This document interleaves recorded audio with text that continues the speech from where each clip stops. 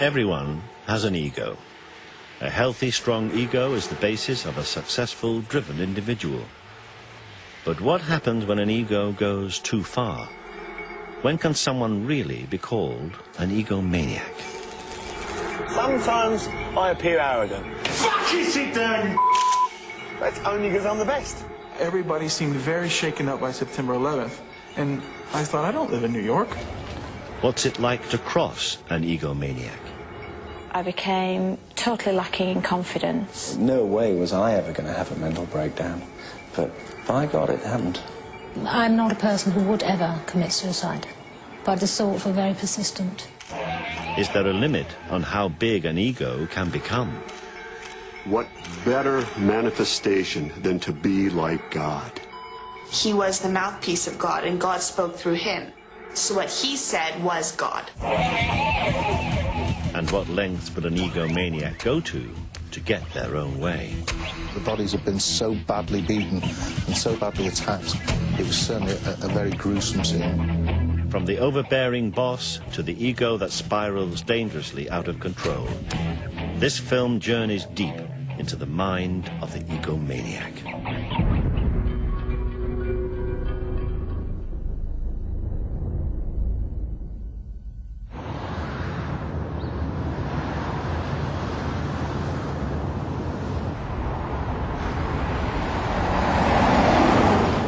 It's all right to be arrogant as long as you're not ignorant and you're the best at your job. Okay? And I am the best at my job. So sometimes I appear arrogant. Okay? That's only because I'm the best.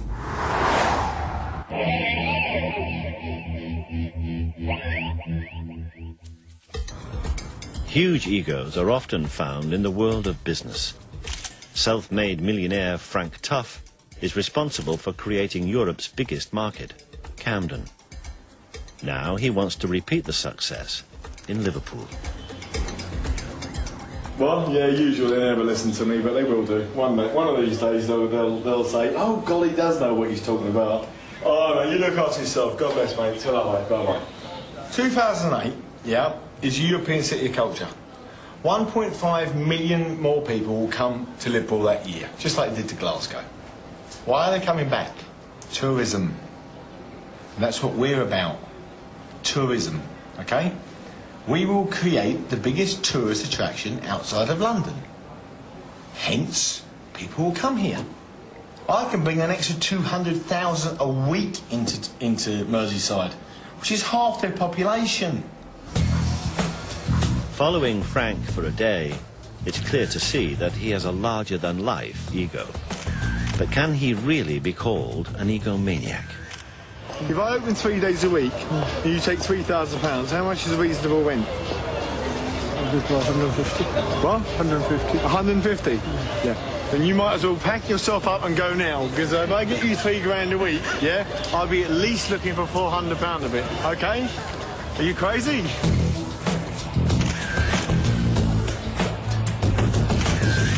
Yeah, he came in, I swear to God, he said, fuck you, fuck you, fuck you, fuck you. And I was, please, take a seat, mate. Just please take a seat. Fuck you, sit down, you and I was sorry for using that C word, but, you know, just lost it. And then by the time he got halfway down the corridor, I got past him. So, my brother's like, Frank, don't hit him. I can go from meek and mild to complete nutcase like that. Okay, and back to make a mild like that. Yeah? And that's the only way you can do my job. Frank Tuff has got the biggest ego you will ever see in a man.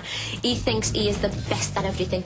He is, no matter what you've done, where you've been, he's done it and he's done it better. He's the best skier. He's the best racing driver. He's the best boxer. He's the best market operator. He's the best in bed. He's the best at life. He's got the best girlfriends. He's got the best car. Everything you can think of, he thinks he's at the top. And sometimes I think, come back down to earth a little bit. For many, Frank might appear as the ultimate egomaniac. But in today's society, the term is often misused. The true definition of the word relates to something far more sinister. Professor Jeremy Coyd is a forensic psychiatrist. He's studied the ego for over 40 years. From teenage truants to mass-murdering psychopaths, he's experienced the full spectrum of what the ego is capable of. Ego is a total necessity for all people, that unless you have some sense of yourself and then some sense of importance and individuality of yourself, you have enormous problems. You have enormous problems in life, coping, and you have enormous problems in relating to others. Egomania is an interesting term which is not used by psychologists or psychiatrists. It actually is something that goes back to the 19th century, the idea of being essentially mad in narrow areas of life and behaviour. Egomania, I think it is the layman's term for narcissistic personality disorder, yes.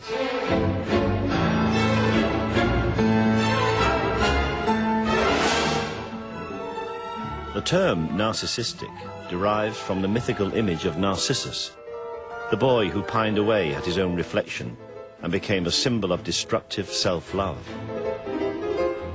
One of the things that with narcissism is that everybody does need a degree of narcissism, and in fact narcissism relates to success in life.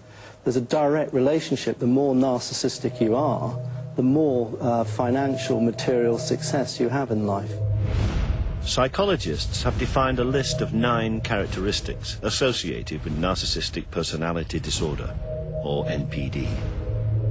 Many of us display these traits but learn to control them. But for those who cannot, like a pressure gauge, danger arises when the needle hits red. And Frank clearly displays 3 of the 9 characteristics. When you get confident and you can dance, yeah, the girls talk to you. And more girls talk to me than anything. Arrogance. I created the biggest tourist attraction in the UK. So I know I'm good. Grandiosity. But perhaps Frank's most dominant characteristic is preoccupation with success. I drive myself hard because of failure. I never want to fail. Take the pay 105. Bollocks to it. You want something? I'm not a fucking stupid person, you know. I always want to succeed in everything I do. I want each and every one of those people chased up right now. Yeah. Okay? The ones that you know that are here, yeah. Okay, I want them in the next 29 fucking minutes. I want it now. I would call myself a very confident person, not an egomaniac. I would not call myself an egomaniac. He's an idiot. John Whelan, John. Can I shout any fucking louder? I'm a very, very quick learner. Might take me half a year to learn your job. Take me about half an hour to learn his. And about 15 minutes to learn hers. Okay? Sorry about that. That's my ego coming out. Although Frank displays 3 traits associated with narcissistic personality disorder, to be clinically diagnosed, you need to have 5 or more dominating your character at the same time. Such individuals have personalities that can border on the unhealthy. Everybody seemed very shaken up by September 11th, and I thought, I don't live in New York.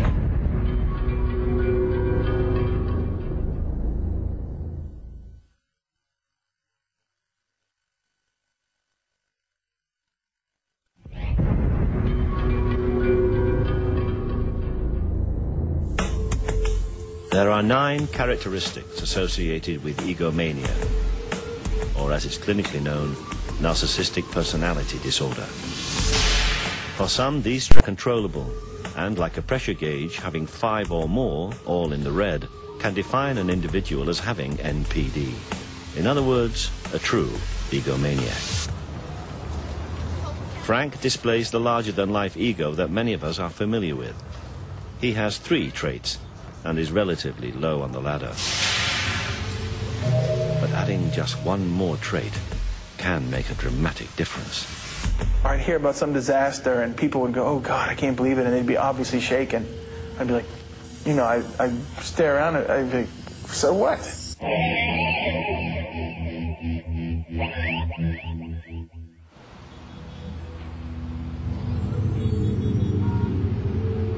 David sits on the next rung of the ladder. He has 4 characteristics associated with NPD, and the most dominant one is a lack of empathy. For fear of losing his job, he wishes to remain anonymous. I felt it very much on September 11th, as a matter of fact. I mean, everybody seemed very shaken up by September 11th. And I thought, I don't live in New York. And I thought, boy, this isn't normal. Normal people don't feel this disconnected from the rest of humanity. I mean, they're not this selfish. Because people in my town were gathering out on the street and hugging and crying on September 11th. And I was just like, wow, something's definitely wrong with me, you know, because I'm not getting this. Lack of empathy is one of the key features of NPD. It's very subtle. They don't really care. They don't care if you're hurt. They won't be sad if you're heartbroken. These individuals are ultimately unable to love. They don't have true, deep feelings of caring for others. But actually, lack of true feelings, lack of feelings of guilt, lack of feelings of remorse in the more severe cases of NPD can actually facilitate you getting what you want. If you don't feel sorry because you've hurt somebody or somebody's lost because you've conned them or you've committed a fraud, then what the hell? You get on. David's lack of empathy not only affects his outlook and attitude to others, it also affects his perception of himself. As a result, some of life's most emotional moments appear to pass him by. I went to my father's funeral, and people, you know, who are barely related to my dad are standing around crying. I wasn't happy that my father died, but I mean, I wasn't upset enough to cry. And I don't know why that is. I mean, because there's a certain amount of emotional barrenness involved in narcissism.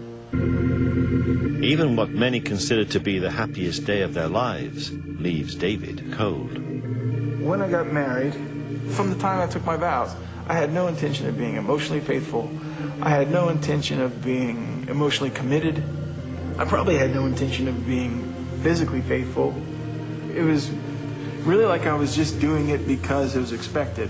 You know, like, you want me to get married? Fine, I'll do it. You know, I will show up. I'll go to your wedding, but and I'll say your words, but it means nothing to me. If I meet a bridesmaid there, I don't know what might happen. David paints a lonely existence of someone who has just 4 traits of NPD. To be clinically diagnosed, you need 5 or more. So, how can one tell? Psychologists have devised a simple test. Depending on how many times you answer yes to the following questions, may mean that you suffer from NPD. Do people often fail to appreciate your very special talents or accomplishments? Have people told you that you have too high an opinion of yourself? Do you think a lot about the power, fame, or recognition that will be yours someday? When you have a problem, do you almost always insist on seeing the top person? Is it very important to you that people pay attention to you or admire you in some way? I mean, do you feel that you deserve special treatment? Do you often expect other people to do what you ask without question because of who you are? Do you often find it necessary to step on a few toes to get what you want? Would you say that you're not really interested in other people's problems or feelings? Are you often envious of others? Do you find that there are very few people that are really worth your time and attention? Thank you very much. If you answered yes 5 times or more, it could mean that you have NPD. Malignant Self-Love by Dr. Sam Vaknin is one of the first true attempts to understand a narcissist. The narcissist is addicted to a drug called narcissistic supply. Narcissistic supply is a fancy term, and it describes all forms of attention, both positive and negative. Narcissists are very utilitarian, very pragmatic, and very flexible, multi-purpose machines. They have what I call X-ray vision. They are able, instantly, to diagnose the weaknesses, vulnerabilities, soft spots, predilections, fears, hopes, and emotional needs of everyone around them, and to put it to use instantaneously, relentlessly, and ruthlessly. Narcissists never regret what they do, simply because they do not hold themselves responsible to the consequences of their actions. Crossing these individuals can be a daunting experience, especially if you have to do it on a daily basis. The workplace is a familiar backdrop for tales of the egomaniac. For about 10 years, I experienced incidences of bullying. I would often sit in my car and not be able to drive home because I was either so angry or I was just in floods of tears. The general manager had a habit of breaking down someone's reputation and then building it back up, and I became his target.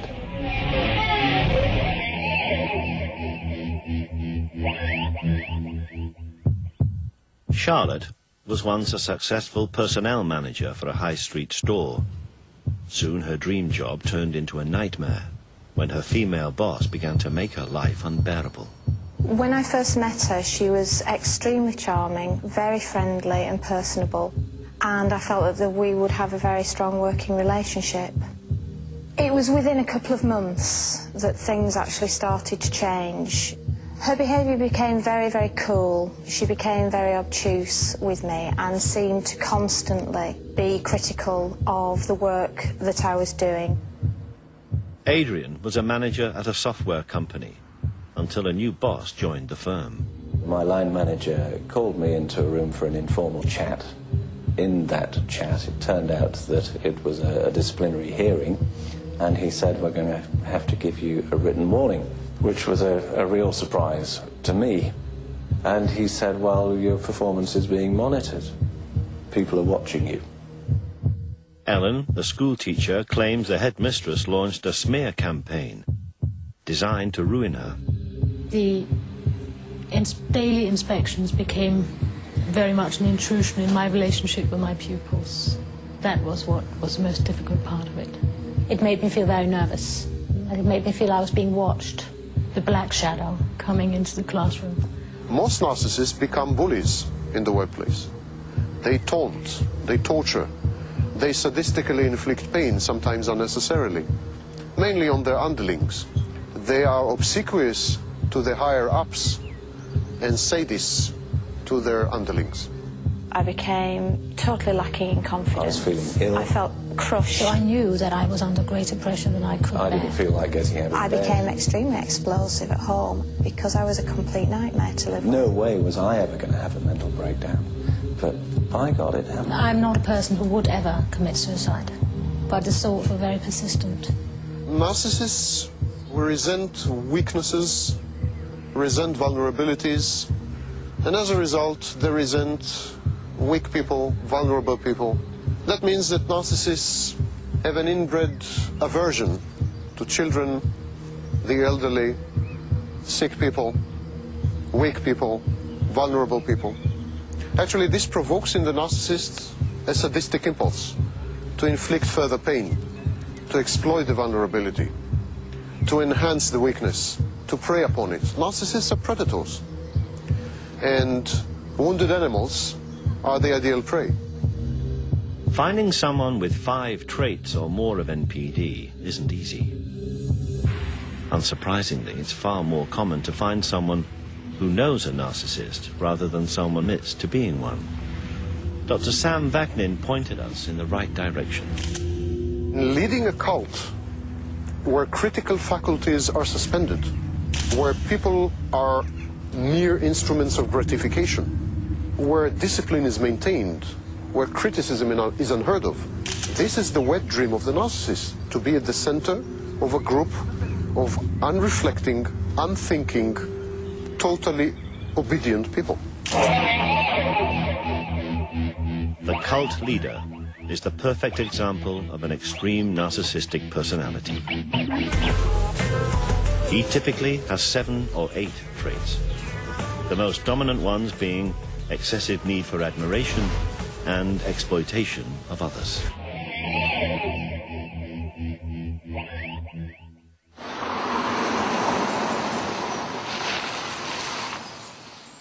Bob Pardon has studied cults for 15 years. He runs a self-help group for victims and believes religion is the perfect tool for a narcissist to control others. We're going to be dealing this time with narcissistic personality disorder. And a number of years ago, Judy and I came across the material of a man by the name of Sam Vaknin.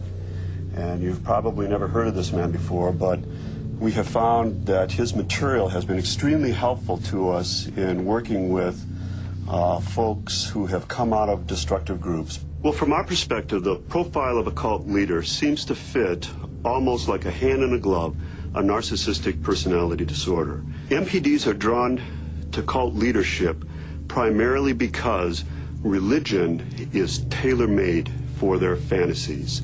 What better manifestation than to be like God? Of all the cult leaders, it would be hard to find a bigger egomaniac than David Berg. His cult, the Children of God, which he founded in 1968, ended up mirroring his own worst narcissistic characteristics. It soon became a global movement, expanding to over 130 communes. But for many, it was a prison of exploitation, abuse, and mind control. Some examples of David Berg's narcissistic personality disorder. He certainly had grandiose feelings. I mean, he felt that he was called by God as God's end-time prophet. He was predicting the end of the world numerous times. He was certainly obsessed with fantasies of unlimited success and fame.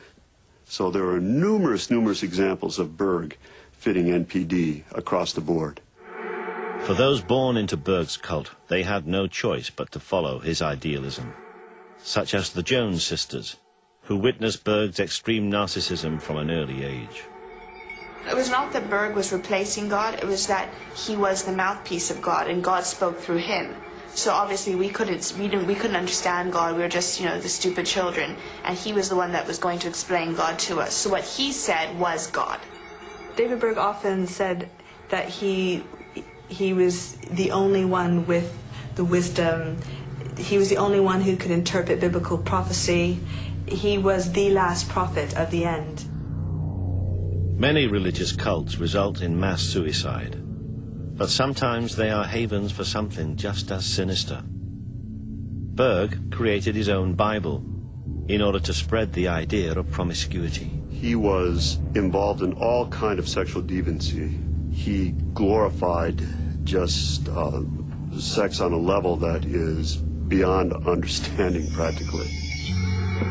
Berg even used his wife Karen to entice new followers. He got this idea, him and Karen Zerby would go out to nightclubs and stuff, and he would get a kick and enjoy watching her flirt with these younger men, or men her age, and and he thought it was a good idea that she should take them back to the hotel room or house and sleep with them.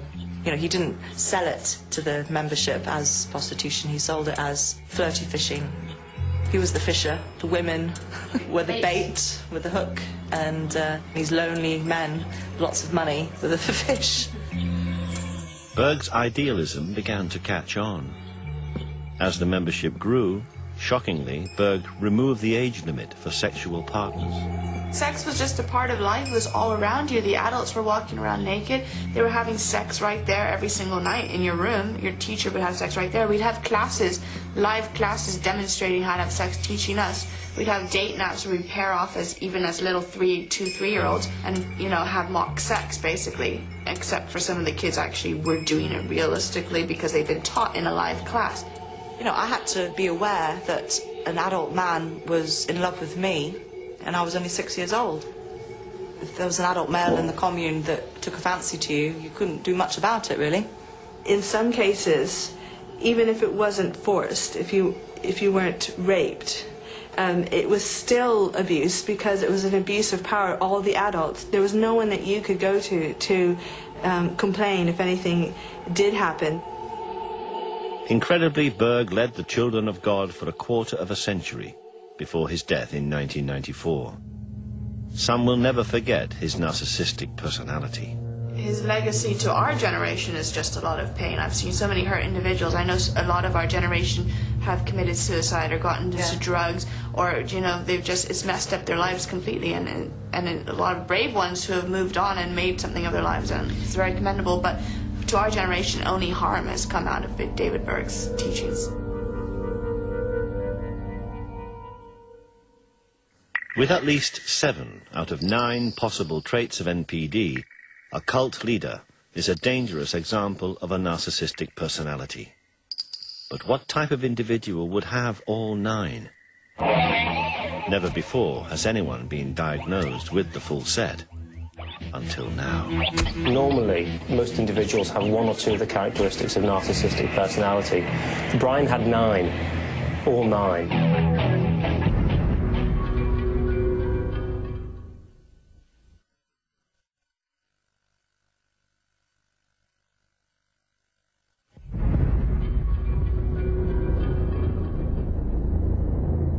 In the search for the ultimate egomaniac, the cult leader displays at least 7 out of 9 possible narcissistic traits. Usually, with hundreds of followers, the cult leader is easy to spot. But would it be as easy to spot someone with all 9 traits before it's too late? Brian Blackwell seemed like the definition of innocence, the nice boy next door.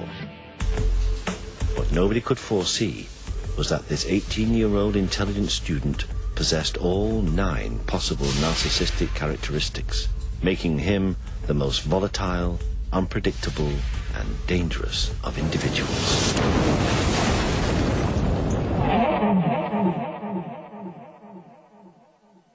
On the 6th of September 2004, the bodies of Brian and Jackie Blackwell were found in their home just outside Liverpool. It was certainly a daunting scene. The bodies had been so badly beaten and so badly attacked. It was certainly a very gruesome scene. There was a strong smell of decomposed bodies. There was a great deal of fly activity in the house. And it was quite a remarkable scene in so much as that it was a house that had been closed up. As it turned out, probably 6 weeks earlier, the murders had been committed. So in actual fact, it was quite a disturbing sight. There was a substantial amount of injuries and wounds to both Mr. and Mrs. Blackwell. I think they used the term frenzied attack, and that's perhaps used quite commonly these days, but certainly there were numerous injuries to both of them.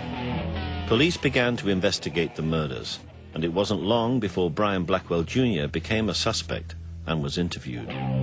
He denied, of course, being involved in the death of his parents, and he was quite adamant of the fact that, first of all, that we may have it wrong that they weren't his parents, and secondly, that he had any involvement whatsoever in it.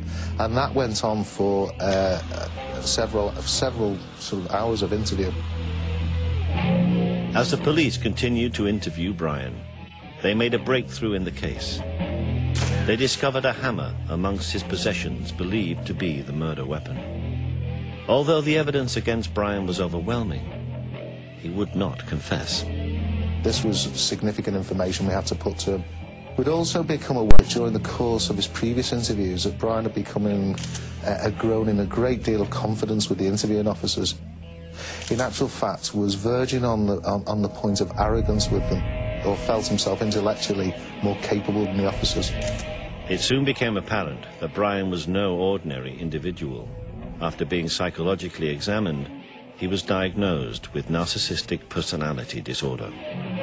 I became involved with the Brian Blackwell case because I was actually asked to explain to the media who were in a furore about the case about what was narcissistic personality disorder. It seemed to be a mystery condition. Somebody needed to explain it, and so that job fell to me. Psychiatrists are reluctant to diagnose NPD so early, particularly in someone who was 18. But Brian's case was so extreme, he ticked all the boxes at such an early age that he was clearly a narcissist. It was only after 2 full days of interviewing Brian that the grisly events that led to the death of his parents would begin to unfold.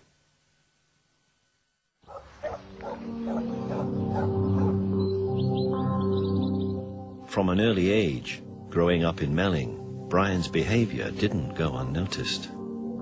I always thought he was a bit strange. He didn't dress like a trendy teenager, nothing like that. It was like trousers and shoes and... A bit like an old man. A jumper, like them Pringle jumpers, like, stuff like that he did there. Yeah, and he wasn't allowed to play with us either when we were kids. Like, he was always at home doing his homework and wasn't the average...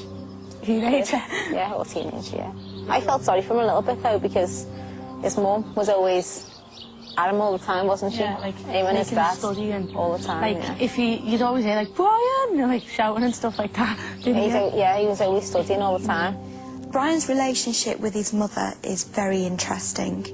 It would appear that Jackie Blackwell was quite a difficult person to live with. Most of her emotional needs were met via Brian. She doted on him, and she very much seemed to want to keep him as a younger child. He says that his mother used to control every aspect of his life. When Brian attended Liverpool College, the controlling hand of his mother was never far away. Apparently she chose his clothes, and according to him even went so far as to dress him physically in the morning. He says that she used to bath him also, which of course for a 17-year-old boy is totally inappropriate. He would have perceived that as being very humiliating and intrusive.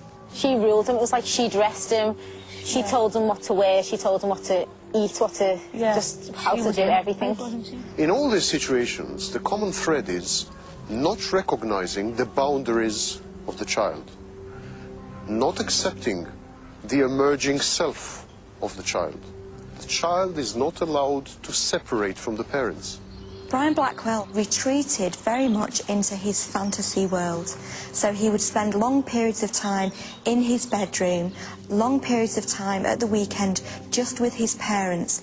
The patient creates a false self and replaces his true self with this concoction. He would fantasize about being a brilliant tennis player, somebody who was hugely popular and had all of the trappings of a successful sportsman. The patient then uses the false self to garner and collect narcissistic supply from people around him. Attention, adulation, admiration, affirmation, applause, and even notoriety and infamy are forms of narcissistic supply. Brian's false ego as an international jet-set tennis player took on a life of its own and soon gave Brian the confidence to meet girls. A very important development in the Brian Blackwell case was that he met Amal, a girl at college. Now, there was some competition for Amal's affections, and Brian felt that he really needed to impress her. He told her that he would buy her a car, and he did so. In order to do this, he needed to access money, and he had no money of his own, so he used any means necessary.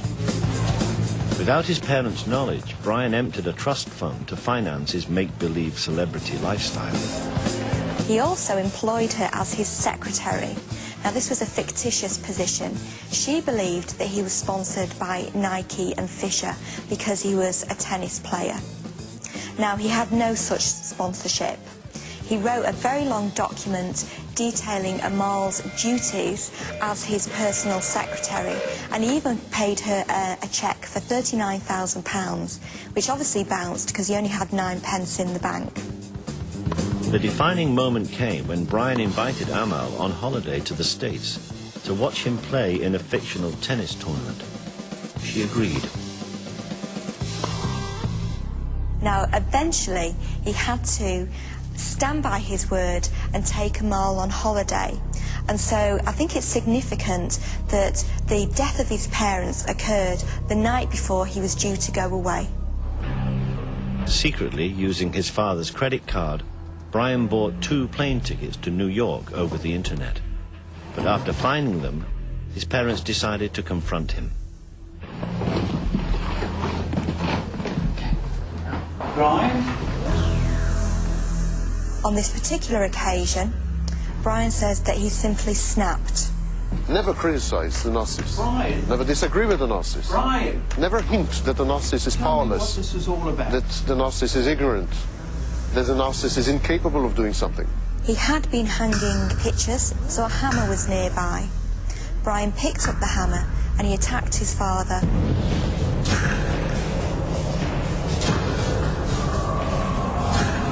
He said that he just launched the hammer at his father's head. Now, it seems that his mother came into the room because she was aware of this melee, and she came armed with a knife. Brian says that he took the knife from her, hit her with the hammer also, and then he stabbed her. He stabbed her around the neck, the chest. He then returned to his father and he stabbed him in the throat and in the chest. He stabbed him at least 23 times, and the force of the blows were quite phenomenal. In fact, his father's false teeth were knocked clean out of his mouth by one blow, which also fractured both sides of his jaw. He dragged his mother by her feet, very unceremoniously, into the bathroom.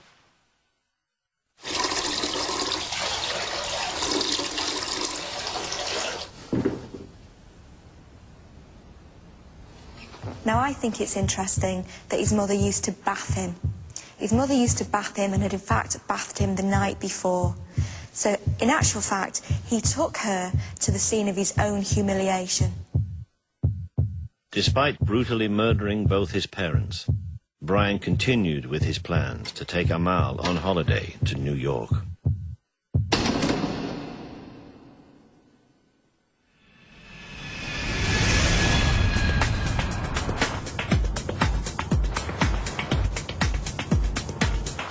One of the most incredible features of this is that, having killed his parents, that within a very short period of time, he seems to have been able to switch off this awful event, meet up with his girlfriend, go on holiday, to the extent that he then spent almost 2 weeks with her, where she never suspected for a moment, apart from one incident she recalls that he seemed to be getting upset and went into the bathroom and came out minutes later and was fine. And he was able to put this whole horrific event, you know, to the back of his mind.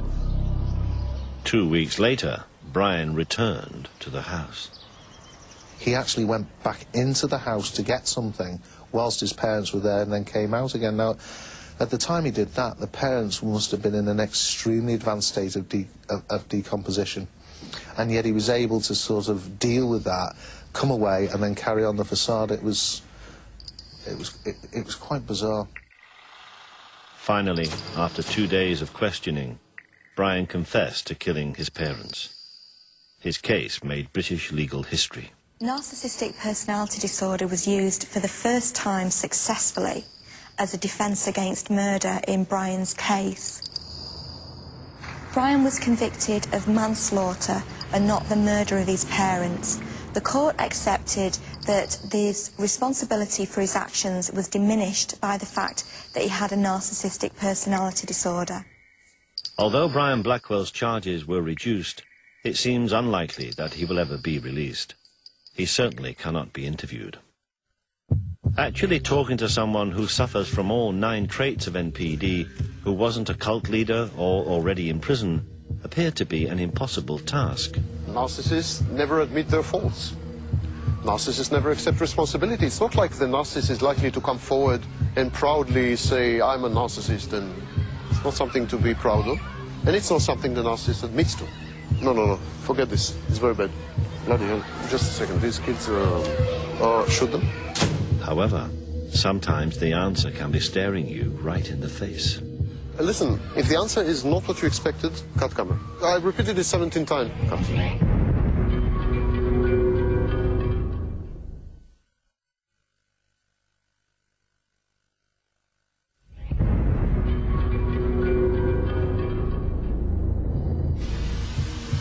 There are 9 traits associated with narcissistic personality disorder: grandiosity, arrogance, a preoccupation with success, a lack of empathy, a belief of being unique, a sense of entitlement, requiring excessive admiration, exploiting others, and being envious of others. Until now, it seemed as though interviewing someone with all 9 traits wasn't realistic. By definition, it would make them an extremely dangerous individual. But after 2 days of interviewing the world's leading expert on NPD, it soon became clear why Dr. Sam Vaknin was such an authority on the subject. I've been diagnosed with a narcissistic personality disorder, and therefore I'm a narcissist. And all the traits that I've enumerated before exist abundantly within me, I'm afraid.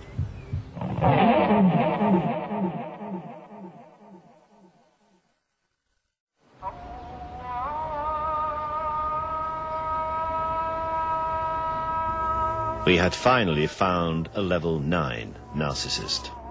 Sam is unique.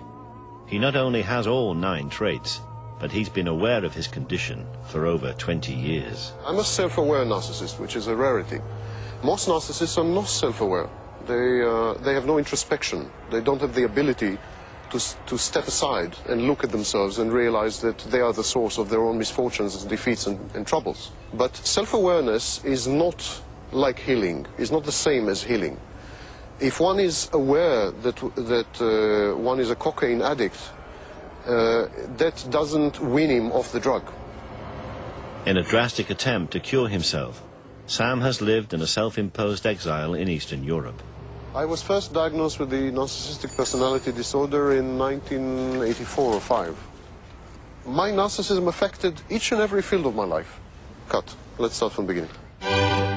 Sam's authority on the subject is second to none, but filming a level 9 narcissist was never going to be easy. I'm unable to sustain long-term relationship. I don't feel, I have no emotions that I'm aware of. Just a second, these kids should them? I don't know why people are not born adults. Absolutely unnecessary stage. I'm unable to work with other people in teams. I am unable to hold on to a job. Actually, I'm unable to sustain any kind of social interaction. No, forget this. It's very bad. Really? Cut. Beginning. And the result, of course, is that I am a social recluse. No, cut. I mean, we start again. Let's go on to the next questions. The thing I really miss, and that I would have liked to experience, is the ability to feel, the ability to emote, and the ability to relate to other people as full-fledged, three-dimensional individuals. That was so-so, but I hope it captured the spirit of it. I feel sad most of the time. I feel depressed most of the time. I wish I were different. I don't think, however, that this is possible. No, cut that. No, let's start again. Although Sam admits his inability to have any type of emotion, he has a wife, Lydia, who chooses to stay with him, despite his condition. Regardless of what people might think of us, Lydia and I are compatible, and to some extent I think we're happy. Yeah. We exchange. He takes what he needs from me, I take what I need from him. My father was extreme narcissist, so I developed some senses how to cope with him, to be, peaceful, to avoid shoutings, to avoid verbal, and to avoid physical abuse by his side. Can you hear me? Yeah. Yeah, the noise is not... No, I mean, but the noise is not... No, that's fine. Why you are so aware of the environment? Why does it disturb you? Why does it disturb you? I fully realize that if the kids scream or music starts... Look, it's not your business. Someone else takes care about it, so enough. But I'm not in control. Yes, so, no, you are too much of a control. You must have control of everything, so it's not that I must direct Mark, directing me. Yeah. I need to be in absolute control.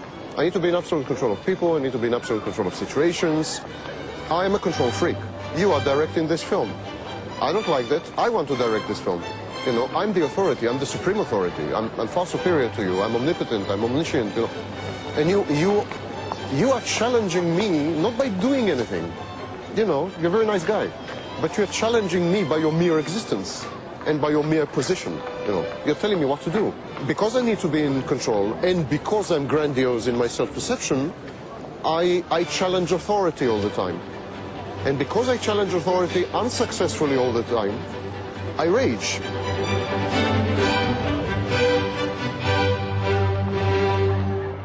Sam is able to offer a unique insight into why an extreme narcissist can suddenly rage uncontrollably, as Brian Blackwell's defense claimed that he'd done.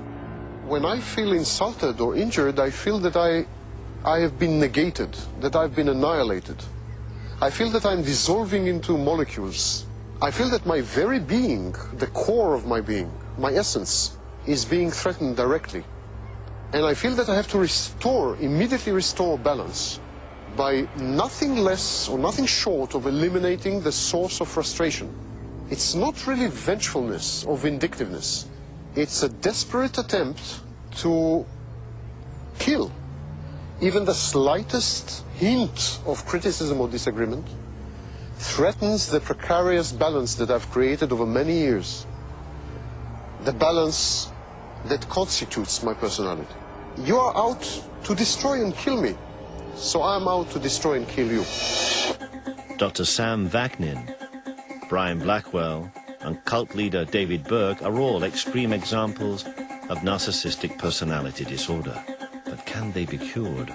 It's very difficult to cure personality disorder. Personality disorder, by its very definition, is an enduring and stable part of somebody's psychological makeup. But what you can do is that you can help people to control their traits. Many therapists and mental health professionals will tell you that narcissism is treatable, that it can be either reversed or utterly cured, or at least some of the behaviors can be modified.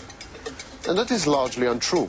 Narcissism is the narcissist's personality. You can't cure the narcissist because you can't take away his personality. It's estimated that there are as many as 6 million people worldwide who may be suffering from varying degrees of NPD.